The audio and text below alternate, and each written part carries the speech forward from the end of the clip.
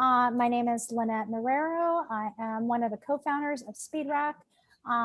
We are in our, I think it's now second or third week of our She Persisted Women's History Month programming.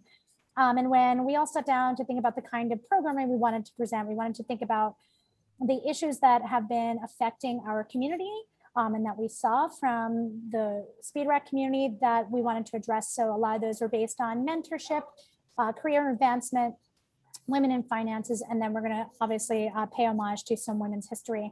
And today is the first panel really talking about one of the things that the restaurant industry is going through right now is a crazy dynamic shift. We all were thrown just about a year ago into one of the craziest situations, leaving our bars, our restaurants, not knowing when we were coming back. And it kind of forced this conversation of what all of this incredibly talented pool of individuals were going to do during that time, that off time. And as we waited and waited to get back into our bars and restaurants, that became longer and longer. And we saw some wonderful creativity. We'll be highlighting a few of those stories in another chat next in 2 weeks with Sip and Social. But today these are some wonderful individuals who we have seen just kind of having the conversation about what's next for them and kind of breaking that barrier about what is possible for all of us as we move through. So we thought we'd bring one of our wonderful dear friends and someone who's been an incredible mentor and really has lit the way for so many women in our industry, Brooke Arthur, to be our moderator. And so just a little bit about Brooke for those of you who may not know her. She is from the Chico, California native.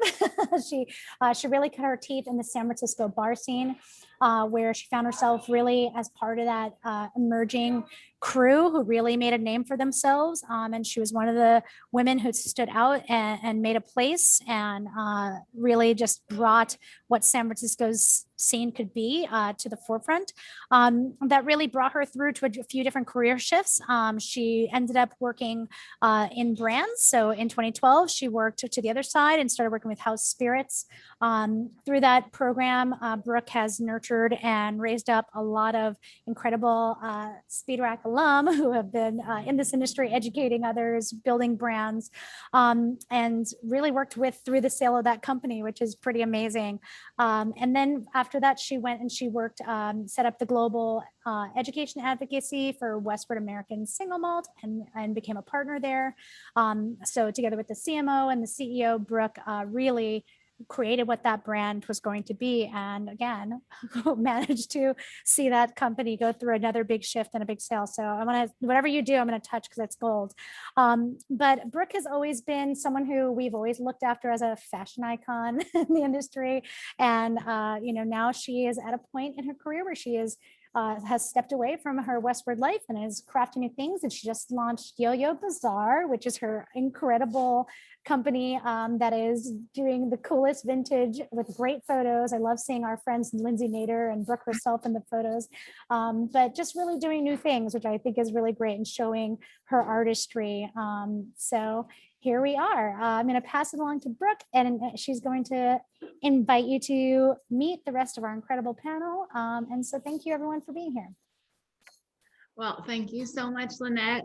What an intro. I kind of got teared up, which is totally normal for me. But yeah, I think this is an exciting time for all of us. And I think maybe I get emotional about it because, so much has happened and now we're in this weird place where we're all kind of figuring out what's next, which is why I was so excited about being asked to moderate this panel with these amazing women. Being a part of SpeedRack for me has been just life-changing over many years, probably too many. I shouldn't talk about it.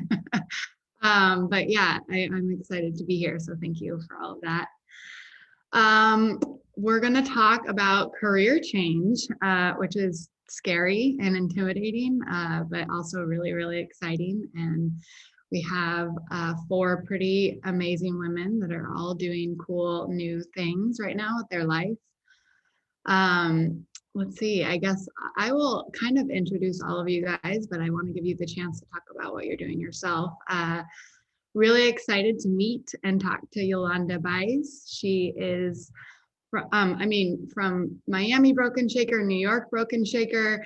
She's won more competitions than I could put in my head when I was getting it all together, as most of these women have. You studied cinematography, which I think is so cool. And now you launched a vintage clothing site, which is like right up my alley. I've been following it incessantly. So do you want to say hi really quick, Yolanda, and kind of talk about what you're doing? Yes, hi. Well, I'm Yolanda Baez. Everybody call me Yoli.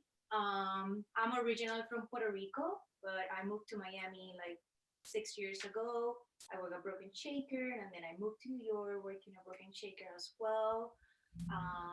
Now I'm doing a vintage clothing store with a friend of mine. We just came out with this idea because we were not working, we were boring, and fashion and photography is something that I always be like very passionate about it.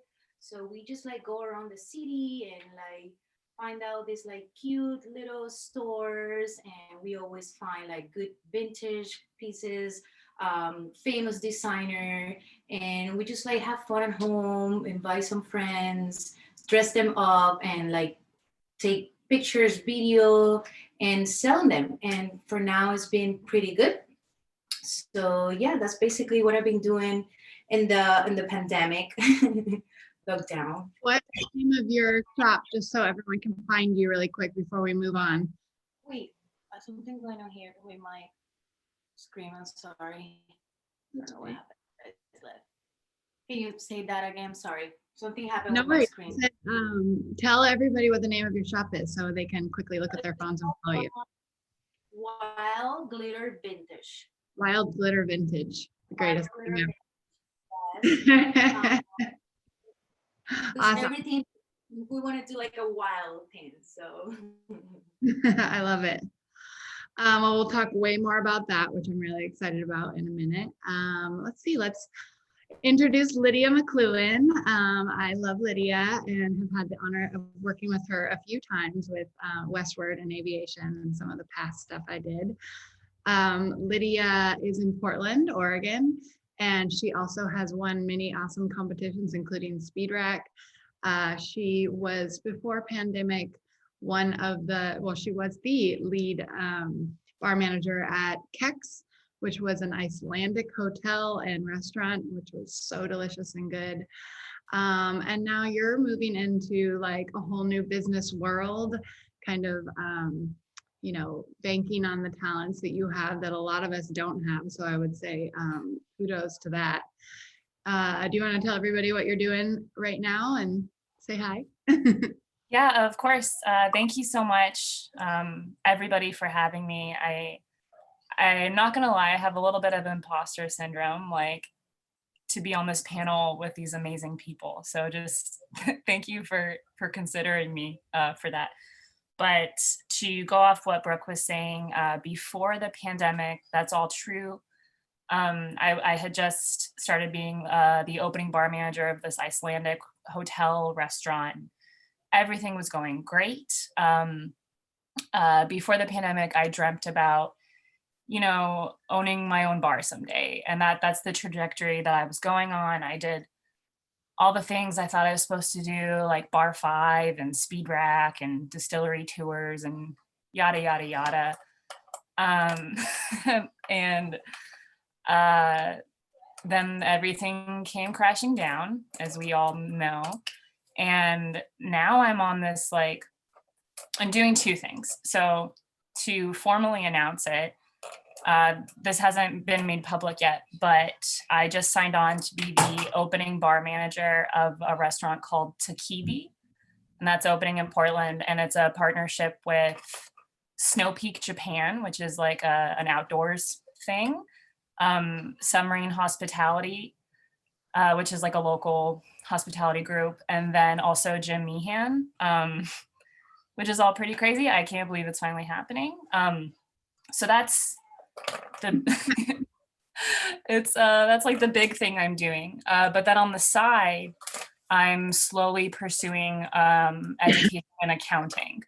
And I'll talk more about that later, but during the pandemic, I realized what I really excelled at in bar management outside of being creative and hospitable was the spreadsheet aspect. Like I love P&L meetings, which, you know, isn't really typical for our people. I love spreadsheets for ordering, for scheduling, for just everything in my head is in a spreadsheet. So now I'll talk more about it later. I'm sorry, I'm just rambling. But I'm a full-time bar manager, part-time accounting student, and someday I'll be an accountant for hospitality. That's my goal. Okay. Anyway, back to you. No, I think along with myself, you're probably gonna have like at least 20 people asking you to do their accounting. So prepare for my email coming soon. That's awesome. And the name of the new bar is Takibi? Yeah. Takibi, awesome. Okay. All right, we'll move forward then, and I'll introduce you to Katie Keck. I actually haven't gotten the opportunity to meet you officially, so really nice to meet you. I'm excited to talk to you. Katie comes from Boise, Idaho, which is a place I visited and love very much. She moved to Brazil to do some bartending, which is so cool. And then landed as the senior bartender at the Nomad Hotel in New York, which is awesome and impressive beyond belief. Right before the pandemic happened, I think you had moved into that senior role. And since then, she started some accessory company that I'll let her talk about. But hi, Katie. Hi, everybody. See, I'm Katie Keck. Right before the pandemic, I was promoted to senior bartender at Nomad, which was kind of a dream for me. And then as everybody else's lives, everything kind of just plummeted. I had a really hard time for a while because I'd been bartending for 11 years and it was my identity, and I kind of lost my identity and didn't know what to do about it. So I got into cottagecore, which a TikTok showed me. I'm not actually sure the definition, but I know it's things like crafts that you learn when you're maybe a kid or something. I'm not sure. But I used to be a very crafty child. I was homeschooled. And so while I was waiting for my friends to get out of school, I would pick up crafts like cross stitching and clay work. So I started making clay pieces, and I was at first giving them to friends because I miss them so much, and you know, I can't hug them, so I might as well give them a present. And then I started selling it to sort of subsidize rent, because rent in New York is very expensive. So it kind of went from like a hobby to just making a little bit of money. And then I just had a good core group of friends who were like, hey, you can really do something with this. And I think, just speaking to Lydia's point, I had imposter syndrome where I was like, absolutely not, this is crap. Like, it's fine, nobody wants this. So I ended up turning it into a full-on business. Like, I had a friend who designed a logo for me, and it kind of inspired me to take off. But essentially what I do is just making hair clips, earrings, dangly ones coming from oh my gosh, I am so nervous. I didn't realize I was so nervous. From Home Alone. It was the old guy in the airport. He talks about his wife having a bunch of dangly ones, and so we just thought it was so funny. So I started off with earrings. I do hair clips, bolo ties, keychains. Like, it's kind of exploded, honestly. And right now that's kind of what I'm solely doing for money. And I do miss bartending, but I love that I can create fun and interesting things. I've been doing customized pieces for friends, which has me like getting to know people much better. So I'm still getting that aspect of relationship between customer and like, but you know, bartender, but just in a different aspect. So the company is called Dangly Ones. Dangly Ones. Okay, we can all follow you next on Instagram. Yeah. Like zoom in on your little dangly there. Oh yeah. So I actually made these. I didn't even plan for this until I saw that it was sponsored by Fernet. But it was one of the first things that I did that I was like, oh, I can do this. I can make fun stuff. That's awesome. All right, well, I saved the one I know the most for last, but you all probably know and love Yale Stormborn, and if you don't, you should, because she's one of my favorite people. She's been a close friend of mine for at least a decade, I think. But Yale has done so much, but her last role pre-pandemic was running the bar at the Spare Room, working for that company, also at Genghis Cohen, doing so much. She won Best American Bartender at Tales of the Cocktail, which I got to stand on stage with her and scream, which was really exciting. And yeah, she's an entity that we all look up to for sure. Since the pandemic, she has moved into a really cool space of creating art and modeling and being a muse and just like living this fantasy world that I wish I could live for sure. But yeah, I'll let Yale introduce herself and say hi and talk about it a bit more. Just style me, Brooke. I need you to style my world. Anytime. I've been wearing the same clothes for like 2 weeks now. Hey guys, this is so cool. Thanks, Feedback, for having us. And so nice to be in a room with all y'all. It's crazy. I was furloughed exactly 1 year ago today. I don't know about you guys, but it's literally 1 year ago today, which I think is kind of fascinating. My name is Yale. I'm from Houston, Texas. Originally, I've been in Los Angeles for about 8 years now. I'm still here.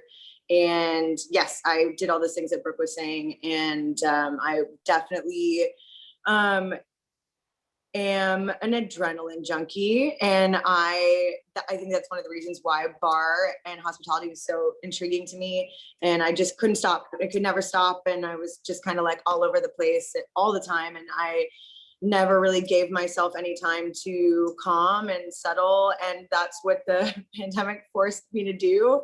And, you know, I think that was, at first I thought I was kind of just alone, right? And then, you know, kind of recently, you know, as the world is starting to like heave and breathe a little bit again, and we are connecting with, you know, maybe people that were more adjacent people in our lives and weren't necessarily like our homies, are all going through this same thing in this transition of you know, where we go next. But yeah, I went, you know, after the first initial month of like making my room a livable place to live and playing a lot of Nintendo and trying to learn how to cook, I kind of returned to my artistic roots. I've been dancing since I was about 3. Played, you know, lots of different instruments, was an actor as well, and kind of abandoned all of those things for hospitality when I moved to New York and needed a job. And I didn't do that, you know, it was because I loved it. It wasn't because of anything other than that. It was just like I fell face first so hard for bar world and hospitality. And, you know, didn't really rediscover dance until about 3 years ago, when I realized that I did nothing but work, and that was my life. And I couldn't form relationships with any kind of significant relationship, because all I did was work.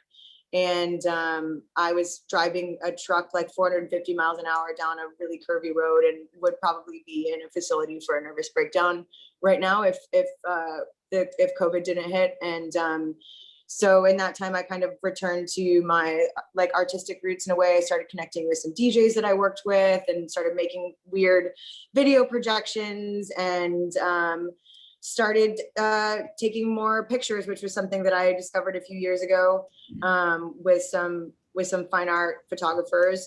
And now I'm a model, which is sounds hilarious to say, but that's kind of what I've been doing is making art and modeling, a lot of mainly photography, but also doing some videography as well. And I'm sure we'll talk further. I don't want to take up too much time, but yeah, that's what happened. Awesome. I mean, it's all so cool. Everything that you guys are doing is so inspiring. And I think to start with questions, I mean, first of all, everyone that is listening is welcome to send questions into the chat, and we'll make sure that they get answered.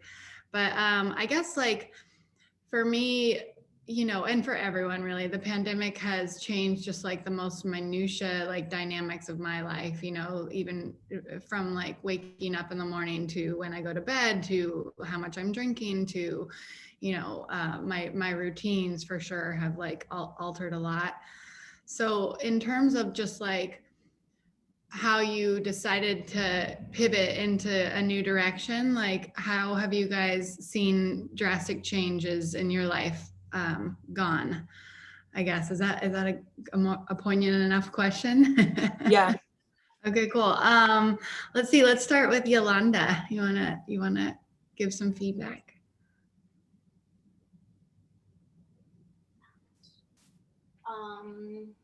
Well, for me, my life changed like I mean, for everybody, but I was like very active, working a broken shaker, getting ready for speed rag, dancing, and when everything like shut down, I was like, oh my god, I don't know what I'm gonna do. Like I thought like the only thing I could do was like bartending, and I forgot to like all other things that I'm like passionate about it, which is like photography, fashion.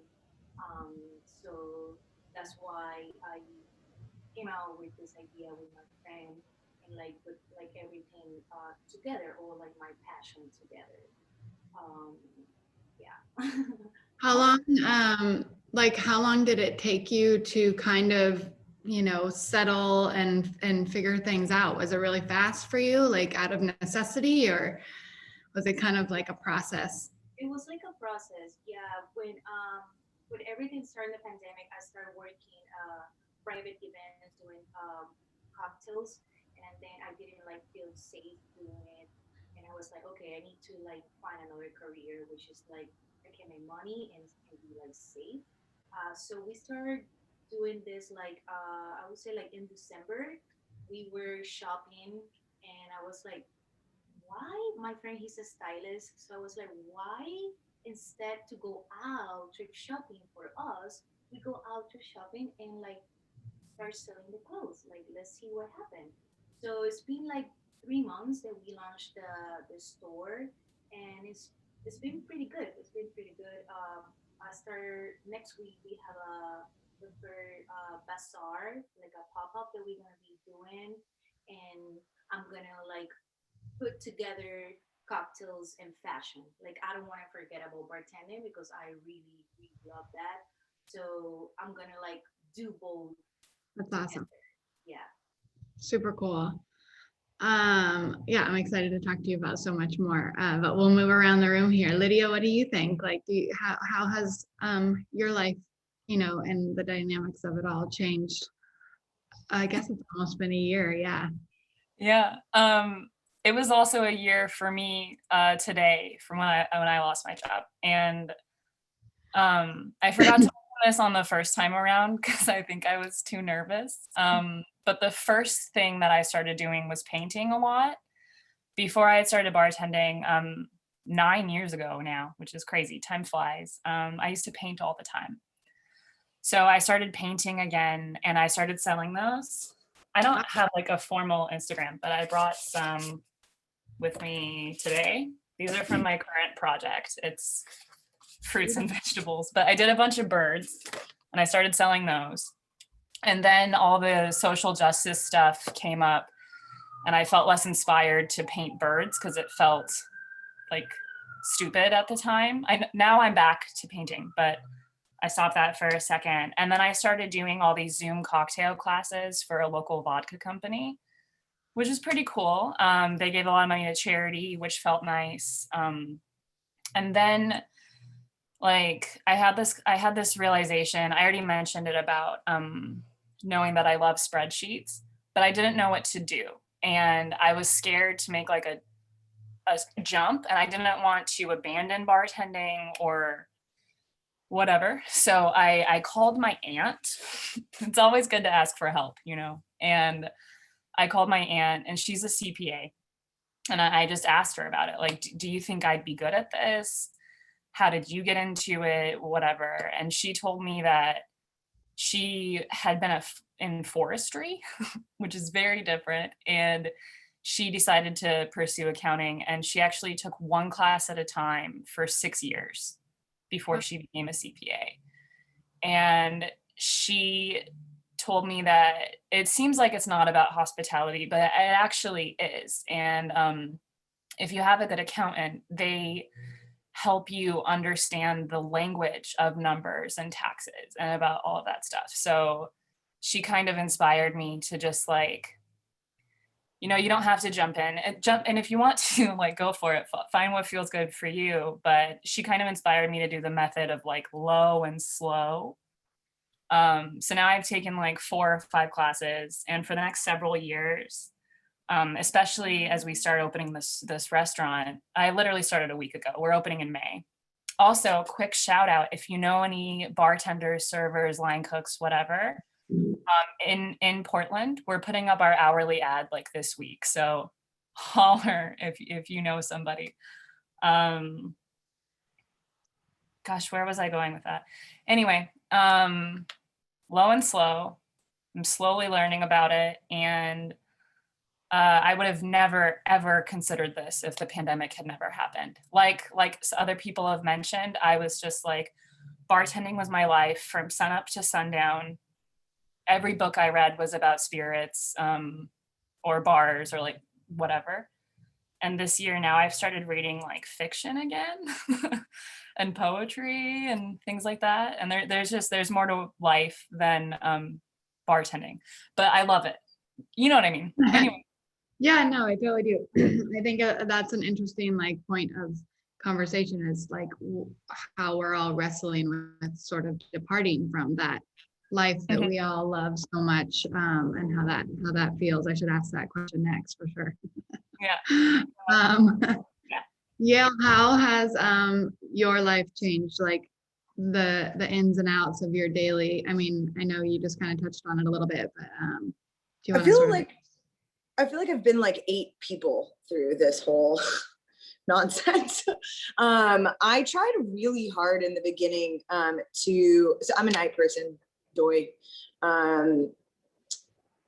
Like really, really night person. Like I'm a 5 a.m. bedtime night person. Even when I'm like not partying, it's like that's 4 to 5 a.m. is bedtime. I generally sleep about 6 hours. I'm up by like 10, 11, sometimes later. But that's just how I've done it. And I tried really, really hard in the beginning when the pandemic hit to recalibrate that schedule. I tried really hard. Did not work.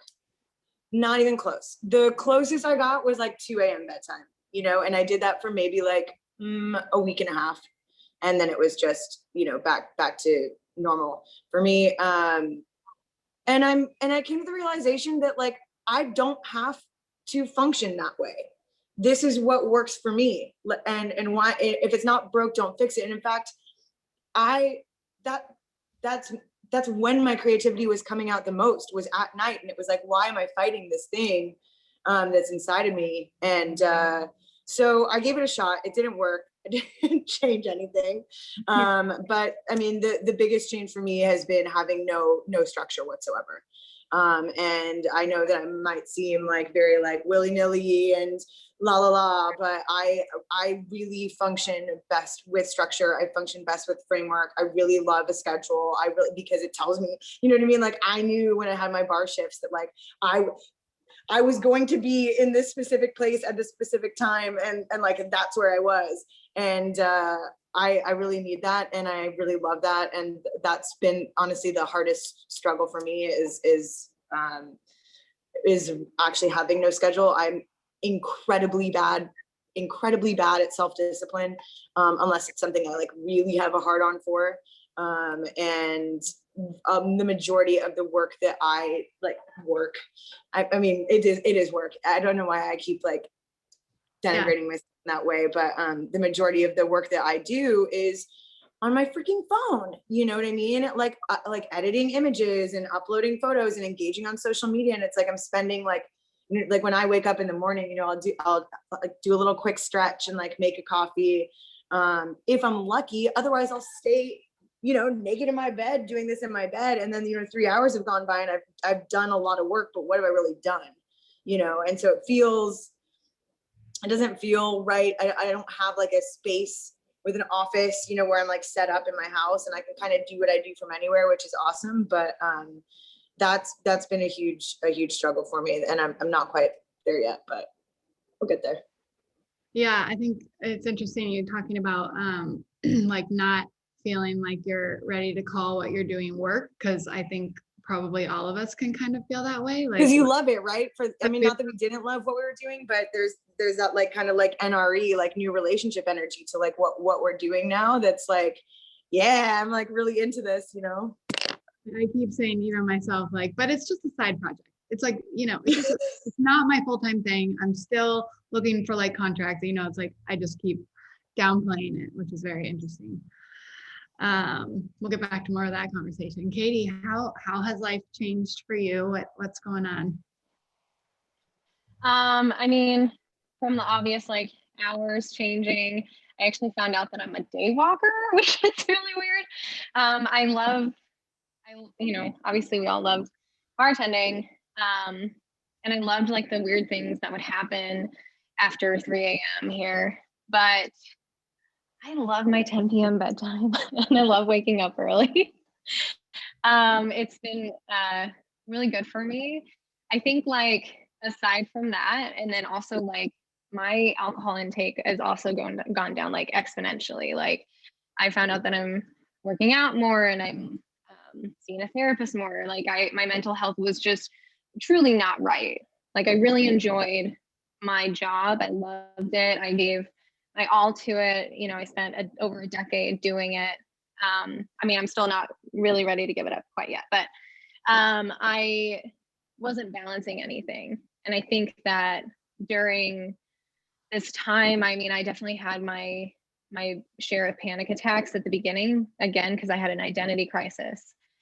But then I started realizing like you're more than a person behind the bar. You're more than somebody who works for a brand or whatever it is. Like even if I kept my job through the pandemic, like I would still be more than that. But this has forced me to kind of realize that. I was doing some bar like video gigs, which was really nerve-wracking for me because I really don't like being in front of a camera. I'm working on it. Thank you for being here. But I just said thank you for being here. Thank you. I mean, I'm very happy to be here, but hey.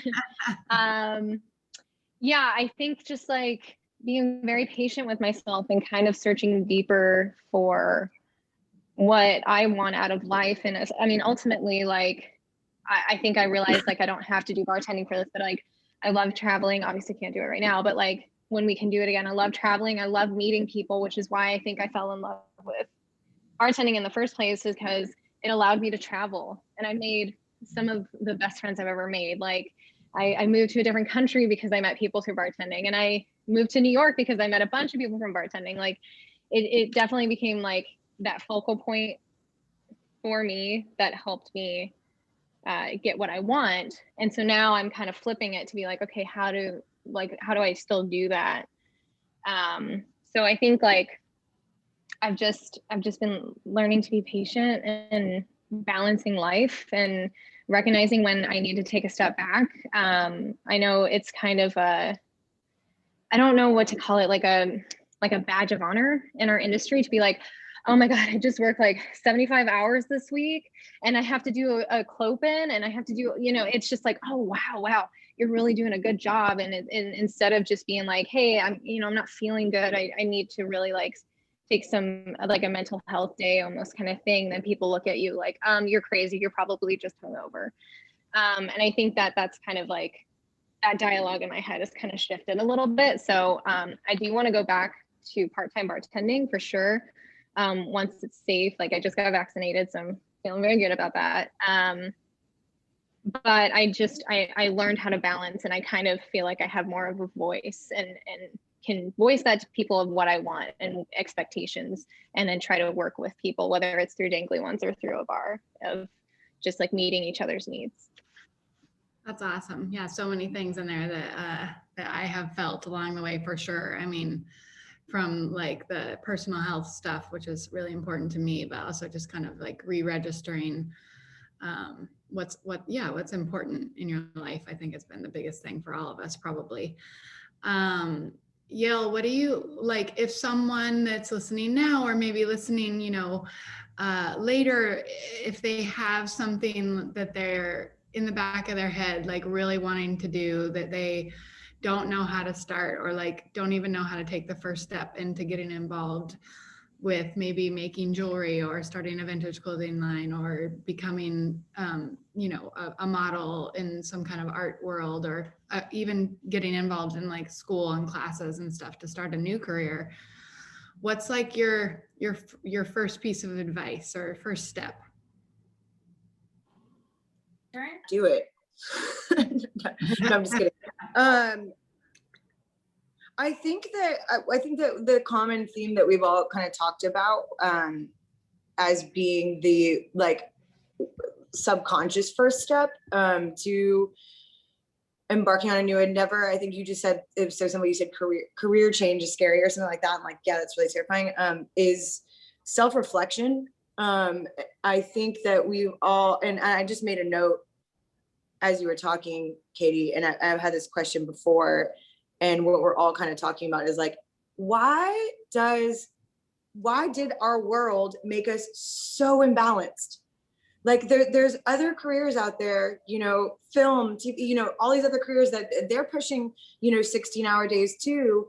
But why does it feel like they might have a life and we don't? Or maybe it's just that we're, only looking at this microcosm, but why do you keep hearing this common like thread of, oh my God, my life was bar and bar only. And I thought I was doing all the right things to like be a bar owner. And like, why, like our job was literally to be a well-rounded human, to be able to empathize and associate and speak with all of these people from all of these different walks of life. Why is it that we are all so hyper-focused on career, I guess, per se? And I think that this self-reflection, and I know that sounds kind of hippy dippy, but it was something that I didn't do whatsoever. I was always focused on other people.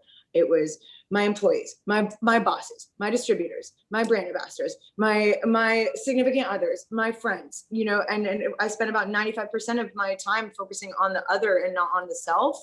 And I completely lost myself. Just no idea who I was. I forgot that I forgot that I was an artist. And it sounds so crazy to say I'm an artist now. You know what I mean? I forgot that I was a writer. Like I literally forgot, because I didn't spend any time training that, because all I was training was, fucking spirits knowledge or like how to make more money for something that didn't even belong to me. What the fuck am I doing? And it's, it's frustrating, but it's also like very gratifying to make that realization. And I think that the self-reflection to, kind of sit with yourself, definitely explore your hobbies. Don't necessarily think, that like your hobbies or something that you're innately good at is off the table, and yeah, I mean, I could, reach out to me if you have more questions directly regarding like art and modeling specifically. I can't really speak to the other things, but yeah, that's kind of what I would recommend. Awesome. Yeah. I mean, I know personally,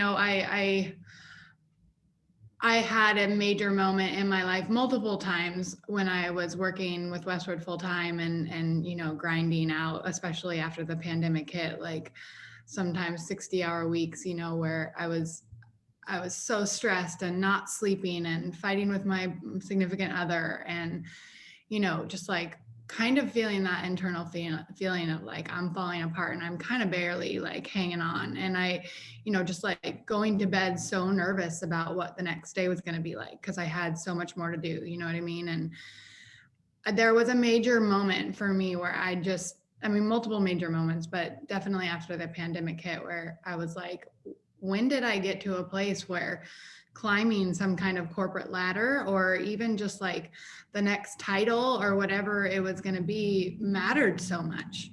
Like, why? Like I'm perfectly happy like living in a small apartment, like having enough money to pay my bills and go vintage shopping. And instead I'm like, at the time, living in LA and buying crazy expensive clothes from retail companies that I don't even know why, like everything sort of changed for me from the pandemic, and it was a great feeling to like move into the next step. Yolanda, what advice would you give someone who was possibly thinking about doing something like you're doing, or something else in general, just like how to start, I guess, or what mindset to be in?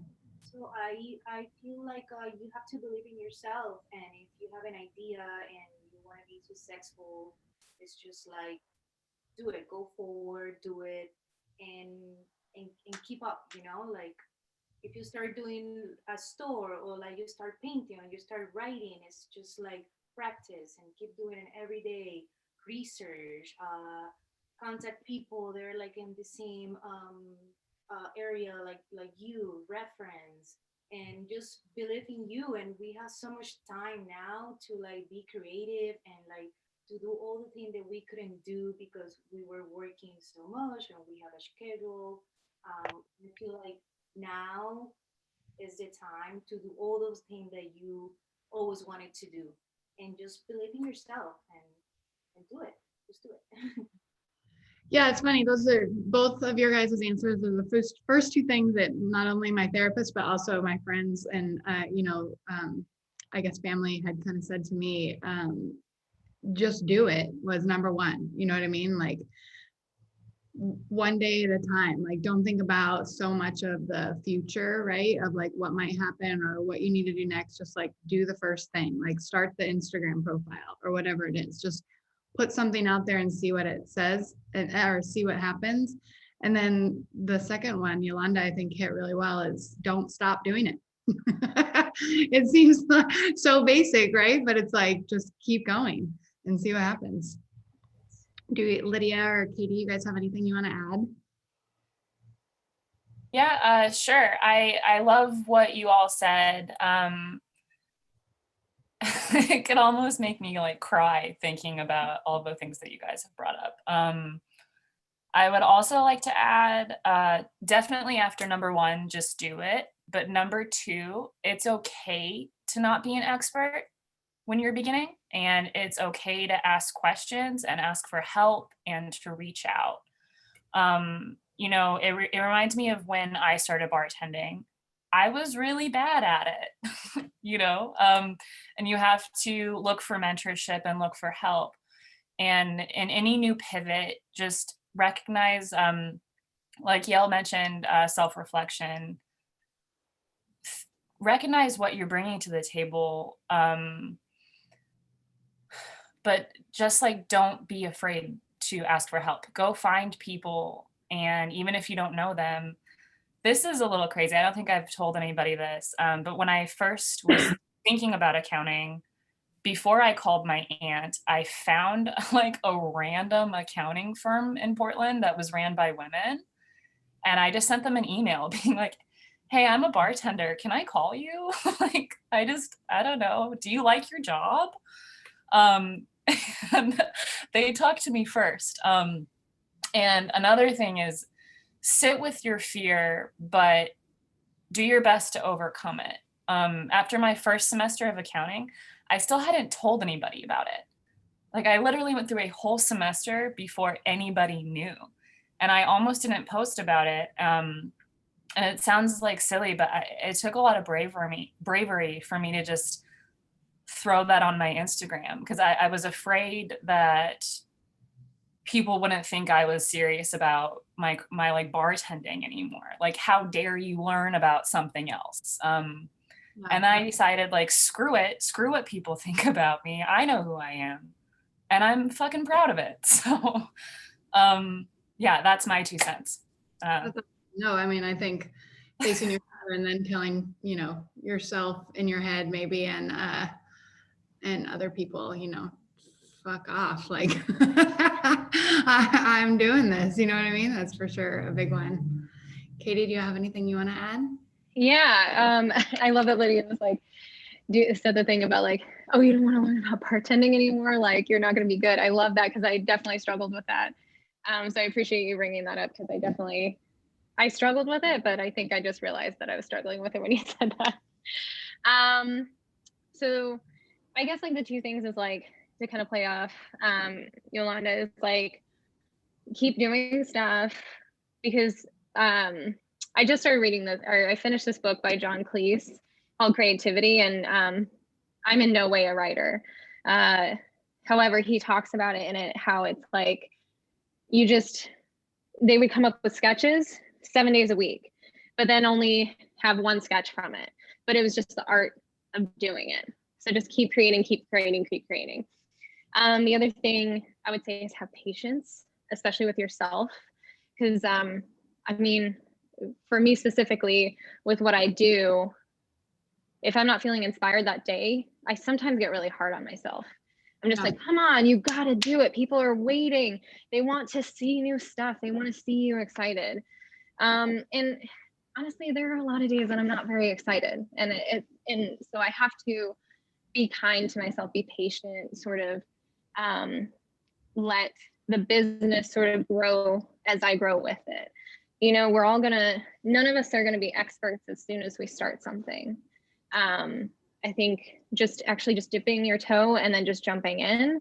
And then you kind of figure it out from there. I know it sounds kind of like a cliche. I know I've heard that all my life, and I didn't believe it until I actually experienced it, of you just have to do it. And, you know, definitely have a support system. Reach out if you need somebody to be your cheerleader, to say, hey, you know what, like, you're being dumb to yourself right now. You're awesome and you're going to keep going. You may feel like this right now, but that's not you as a whole. You have a purpose, you have a meaning, and you are showing that to the world. And you don't, and to constantly feel inspired, I'm sorry, it's just like, it doesn't exist. It's just like, we're going to have our days that are ups and downs. And I think just flowing through it and just getting through it. Sometimes on the days that I feel like I have a creative slump, I just make stuff that I just like never would wear, or I would never put up. It's just like something just to get my hands moving, just to get my mind off of things. And then, you know, just listen to some good music and just kind of zone out a little bit. But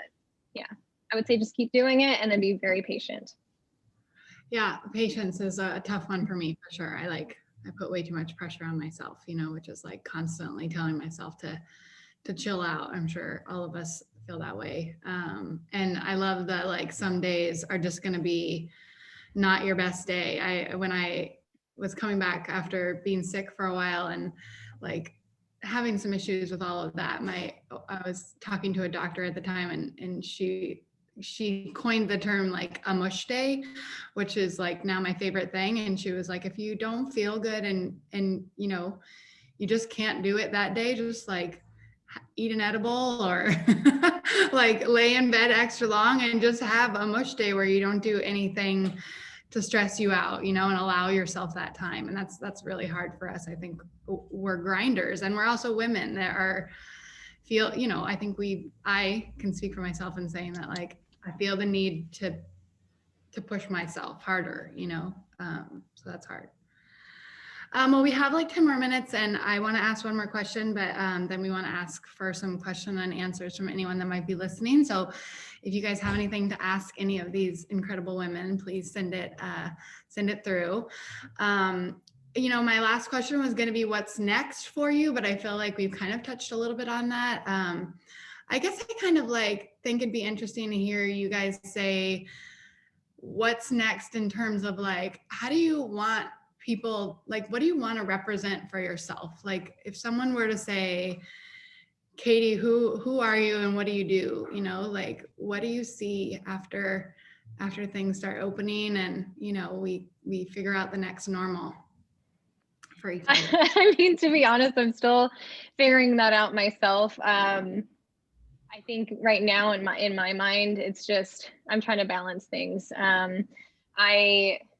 You know, since I got the vaccine, I feel more comfortable going back to work. But I think I'm just only going to do part-time because I really want to focus this creative outlet. So I think I love bartending. I'm very good at it. I don't see it maybe in the near future giving it up. However, I do want it to be coincided with like Dangly Ones and this new business venture I've been doing. I think being able to be maybe somebody that you could talk to about some creative ideas, doing collaborations. Like I love, like I sort of realized I was an introverted extrovert during this pandemic because I thought I was mainly extroverted. I was like, yes, give me 1,000 people a night. I'll shake their cocktails up. I'll get to know them, all those things.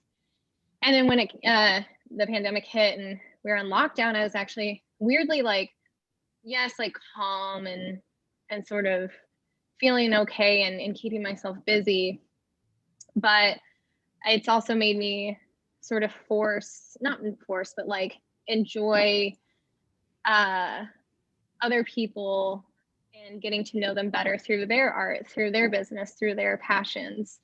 And so I guess I kind of just want to be that person where you feel like you can call and be like, hey, I want to do something with you, or like, how do I do a collaboration with somebody, or like just kind of being the, like, maybe I could be your cheerleader. I don't know. I'm really good at that. I mean, I feel like you just did it. You already are. You're that person. That's awesome. So Katie, hi, I'm Katie. I am the owner of Dangly Ones, and I also bartend and yada yada. I like it. Yeah. Call me. All right, Lydia, what do you think? How would you introduce yourself in the next few months? Great question. I love that Katie brought up her revelation on being an introvert. I completely agree.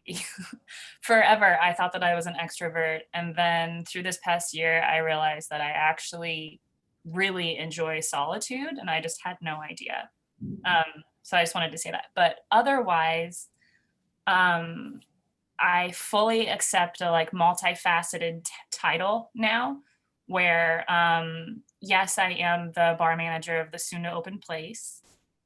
Super great. It opens in May. Please come when it's okay. You know, number 2, I'm an accounting student, and number 3, I'm an artist. And in the future, maybe in 5 years, 10 years, I would love to be an accountant for hospitality. A lot of us have worked with accountants before, you know, but it doesn't really jive with hospitality usually, you know, like they just think like numbers, profits, but that doesn't get to the point of like building regulars and having relationships and like, you know, cost of goods sold. Like having a low like number there is cool, but it doesn't help your business if the people that are coming in don't want to come back. So I want to be able to bring that into the world of numbers. But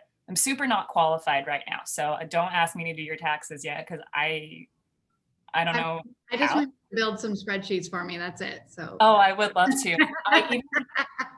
I even use spreadsheets. Like I have a spreadsheet that tracks how much yoga I do. It like has a function and like adds it up. God, I wish I was that person so bad. Yeah, it's kind of cool and lame. I call it organized creativity. So everything's color coded and alphabetized. But anyway, that's who I am. And if you're in Portland, please come by. And again, we're hiring. So if you know people in Portland, please send them my way. Yes. Okay. I want to make sure, we just got a really good question, but I want to make sure to get Yale and Yolanda's answer to this one. So Yale, how is Yale going to enter a party and talk about herself over the next 6 months? I am an artist and a performer, focusing specifically on rope and fire at the moment, but I'm also an aerialist. You know, I actually wasn't going to share my brand in here because I was nervous. But I'm going to, and that is like, I guess like how I inadvertently created the brand when I created the separate Instagram to be able to do what I'm doing right now. And it's 9-inch Yales. And that's how I would like be like, oh, who is she? Like she's 9-inch Yales. And that's the brand. That's me. That's awesome. I mean, that gave me chills just because like, it's so cool to even just have a conversation where all of a sudden you're like, I mean, just like what we were talking about, fuck it. This is important. It's too late, and Yeah. I can't go back. So, what's done is done. And I love that that's what's been done. And you can all thank Joey Bernardo for that name, because that's a total Joey Bernardo creation right there. But yeah. All right, Yolanda, I'm closing with you. How is Yolanda going to announce what she is and what she does? Well, I cannot wait to be back behind the bar, to be honest. I really miss to be working with the people that I've been working for so many years, and where I like learned everything that I know right now. But I also this pandemic teach me how to like have more balance and control of my time. So I would like to go behind the bar and work maybe like a part time, so I can like keep doing my private events and the store and photography, and get back to film. Like I want to have more control of my time. I don't know how that's gonna work, but yeah, I see myself like behind the bar, and I wanna I wanna do speak rack final like Well, that. And yeah, like I see myself behind the bar, broken shaker, maybe less time, but yeah, I maybe a few more years. I'm not done yet. I'm done yet. good. That's awesome. I mean, I think we're all going to have to really fight for that part-time thing, right? Because you're all very, very talented. So like as soon as it comes back, they're all gonna try and force you to be full-time. So please, I advocate you guys to fight for your creativity. All right, last question, and then we'll start wrapping things up here. I think this is a really cool one. How can like operators and management in bars and restaurants support you guys? Let's see. I feel like I'll go the opposite way. Yale, do you want to start with this one? Boundaries. I mean, straight up boundaries. There are, and I actually am this type. There are the super duper duper type A's that work all the time because they love it and they love what they do, and they grind super hard. And once again, I am this human. I worked my employees this way. I worked myself this way. As we've all said multiple times today, not great, not healthy. There have to be boundaries. And I think that boundaries and structure allow us to say, oh, hey, that's the night that I'm going to paint, or that's the night that I'm going to organize my, catalog of clothes, or my inventory of, whatever the heck. And that's work too, but that's work that you can't do when you're constantly like working towards or at somebody else. So I think boundaries is what I would suggest for those operators in the future. When you're going back like part-time, kind of as Katie mentioned, and that's probably what I'll do as well. I would still like to bartend a couple nights a week. I'd want zero leadership capability. I'm doing 2 shifts at the wine bar right now, and it's the greatest thing. I'm just like, I don't. Oh, don't get me wrong. I'm gonna bring art and hospitality together in a venue in some form. That is what I'm working on. But right now, I want to over here. But boundaries. That's what I would say. I hope that answered whomever asked that question. Oh yeah, I think that's a good one. I just started a contract for a distillery, and I was very clear right from the gate. Like Monday, Wednesday, Fridays are the days that I work for you guys from this time to this time. The rest of the days of the week are my time to do whatever the hell I want, which is yo-yo bizarre all day and every day if possible. All right, Yolanda, what would you say, like how operators and business owners and management in the hospitality industry could help you? I would say to let me work less and and do my art, because that's something that is my priority right now. Like I do want to work for you, but I do want to do my things, and I hope I can be able to do that, because the place that I work is a union. So it's like, you know, this is your schedule, and this is the day you have to work. So I don't know how it's gonna be now, but we'll see. Yeah, I hope I can like have me time, and I can also have time for the company, and keep like growing for them.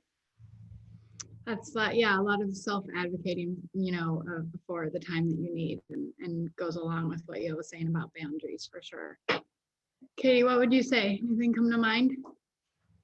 Yeah, I mean, obviously the first two, like, obviously boundaries 100%. I think just in turn of learning how to balance things, you need balance and boundaries to coincide. But it's something that kind of popped up for me personally, and a lot of people I know, is that understanding in mental health. I think that's very important. I think that, you know, I shouldn't have to have 104-degree fever, almost going to the emergency room to call off, or, you know, just something like that. And I think like being able to talk about it, discuss mental health in our industry is really important. You know, we have lost like some people due to, you know, over excessiveness of like drugs and alcohol, and like not being able to feel like they can reach out for help because of like their mentality or whatever it is. I think that like as an industry, it should be moving forward, no matter, even if I was going back full time and I was like gun ho full into the restaurant industry, I would still want this, where it's like you need to make sure that the people who are taking care of your business, your guests, are also being taken care of, because we deal with a lot of stuff. Like we almost have to have that like you know, I'm rubber, you're glue kind of mentality, but sometimes it does stick. Sometimes it doesn't just bounce off of us, especially as females behind the bar. Like the sometimes I've said things to my boyfriend of what's happened, has been said to me in the last decade behind the bar. His face just kind of goes like I knew stuff happened, but I can't imagine a person saying that to somebody else, you know? So I think just being able to be sensitive, maybe like make it a point of conversation for your employees, whether they're full-time, part-time, and just making sure that we're taking care of each other, and that we feel like we can reach out to each other. Totally. I agree 100% with that one. It's hugely important. And I hope business owners, I mean, you know, it's always hard, right? Like there's so much going on, especially during a pandemic coming back, but it is really important. I think, and especially with coming back to work, it's like, make sure everyone's okay. You know what I mean? Which a lot of people are doing well. Some people, maybe not so much. Lydia, what do you think? How can people support you? I agree with what everyone has said so far. And would just like to round it out with like, have a heart, come from a place of compassion and empathy. We are people first before we are worker bees. So. Well, I totally agree with all those things. I would say, as someone who had employees and, you know, managed a lot of people over the years, there are so many ways that your managers and operators and owners can support your business by just sharing what you're doing.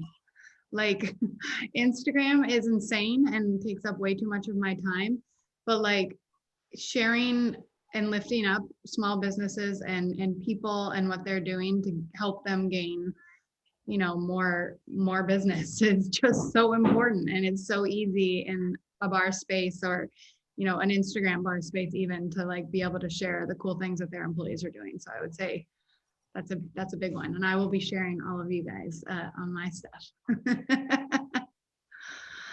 All right, well, I think that's it, unless there's anything else. I'm scrolling through the little chat here. I think we kind of rounded out all of what I had to say and some of the things that came through.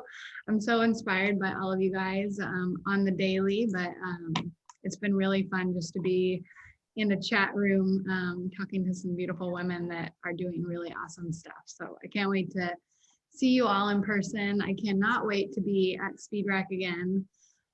Thank you guys so much for your time. I don't know if Speed Rack wants to say anything, so I'll give it a minute, but if not, yeah. Thank you all. Keep an eye Yeah. on all of our programming. You can see the rest of the seminars and things we have going on. This week is a busy week with all the questions. So if anyone here has an interest in opening their own bar or restaurant, Ivy will be on tomorrow with Natalie Frehone, who used to be mine and Yale's manager in New York.